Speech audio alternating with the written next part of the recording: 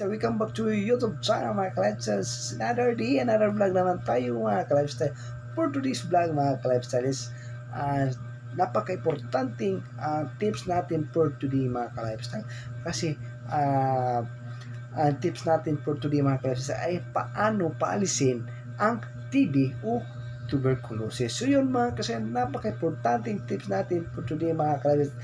Sana tapusin yung video nito mga ka-lifestyle at i-share natin yung video nito mga ka-lifestyle para marami tayong matulungan ng ating mga kababayan. So yun mga ka-lifestyle, yung iba mga ka-lifestyle nahihiya sa sakit nila kasi yung TB minsan ito mga ka-lifestyle hindi naman ito marami pero yung iba mga ka-lifestyle hindi magpapagamot at nahihiya sila mga ka-lifestyle. Huwag yung isipin yan mga ka-lifestyle. Importante ay magamot tayo mga ka-lifestyle. Yung una mga ka-lifestyle, isipin mo pag hindi ka nagpapagamot mga ka-lifestyle at nandun ka tumira sa pamilya mo at marami kayo doon, napaka delikado mga ka-lifestyle kasi pag hindi nagagamot yung TB o tuberculosis mga ka-lifestyle at yung virus mga ka-lifestyle ay nagkakataas yung mga ka-lifestyle parang dati mga ka-lifestyle parang yan mga ka-lifestyle sa ngayon para ng yung tawag mga lifestyle yung virus ng excuse me COVID. So yun mga ka-lifestyle ganyan siya mga ka-lifestyle at parang dati first pang mga ka-lifestyle ECQ ganyan ang ganyan kalakas yung TB kapag gumagrabe na siya mga ka-lifestyle. Dapat gamutin natin yung TB o tuberculosis natin. Kapag hindi natin gamitin mga ka-lifestyle, napakadelikado yung pamilya natin, mapituhan pa mga ka-lifestyle kasi nakakahawa yan mga ka-lifestyle.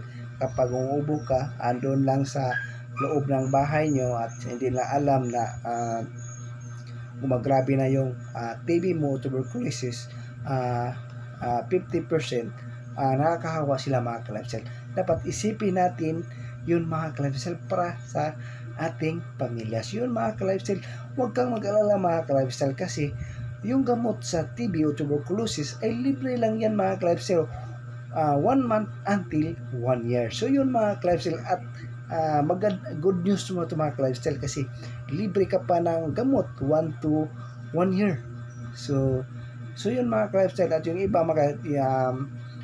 ganito mga ka-lifestyle, bakit nakasabi ko ng 1 year, ganito mga ka-lifestyle, pag nagkakasakit ka ng TB 1 to 6 months hindi pa siya nawawala, i-continue to 1 year mga ka-lifestyle. Kaya ganyan nakasabi ko ng ganyan kasi yung iba naman nalalaman nila ay 6 months lang mga ka-lifestyle yung libre. Hindi yan mga ka-lifestyle, continue yung libreng tabletas para sa tuberculosis. So yun mga ka-lifestyle. At meron pang good news mga ka-lifestyle para sa may TB o tuberculosis. May allowance yan mga ka-lifestyle, pambili ng prutas, saging, kahit maliit lang mga ka-lifestyle. At napakalaking tulong ngayon na yan mga ka-lifestyle kahit maliit lang. So yun mga ka-lifestyle, dapat pasalamatan natin ang ating gobyerno kasi sa ganyang mga sakit at namigay pa sila ng libreng tableta or libreng tableta o ano pa mga ka-lifestyle, allowance yun mga ka-lifestyle. At ano pa, naka-experience ako niyan mga ka-lifestyle at dati mga ka-lifestyle 1 year libre tambal tapos 1 year din ng allowance mga ka-lifestyle. Napakasarap mga ka-lifestyle. Dapat hindi tayo mahihiya mga ka-lifestyle. Pumunta tayo sa public hospital mga ka-lifestyle at magpa-check up tayo para magamot ang ating TB o tuberculosis mga ka-lifestyle. So yun mga ka-lifestyle, dapat isipin natin yung pamilya natin. Pag nagamot ka na mga ka-lifestyle, yung iba mga ka-lifestyle kasi natatakot sila sa yung iba mga ka-lifestyle sa mga gamit, sa plato at kutsara. Yung iba ay isiparate nila yung may sakit na TB. Hindi yan totoo mga ka-lifestyle. Okay lang yan na nakahalo yung mga gamit mga ka-lifestyle.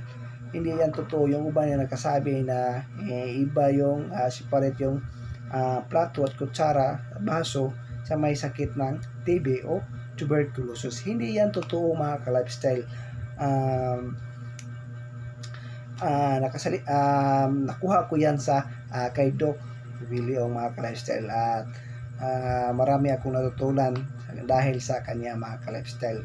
Yung importante mga ka-lifestyle, yung iwasan natin yung pag-ubo ng pasyente na may TB o tuberculosis. Yun lang ang nakakahawa mga ka-lifestyle. Pag may sakit pa yan mga kasi hindi pa nila nagagamot, ay mag-face mask siya kapag nasa loob ng bahay. Pagkatapos yung kwarto niya mga ka-lifestyle, dapat open yung door, at saka pwede naman sirado yung door. Pagkatapos yung window i-open natin para yung hangin hindi lang sa loob na mga ka-lifestyle. Dapat may labasan ng hangin mga ka-lifestyle, kasi nag-uubo yan sa loob, tapos nag-stay yung virus yan mga ka-lifestyle. Dapat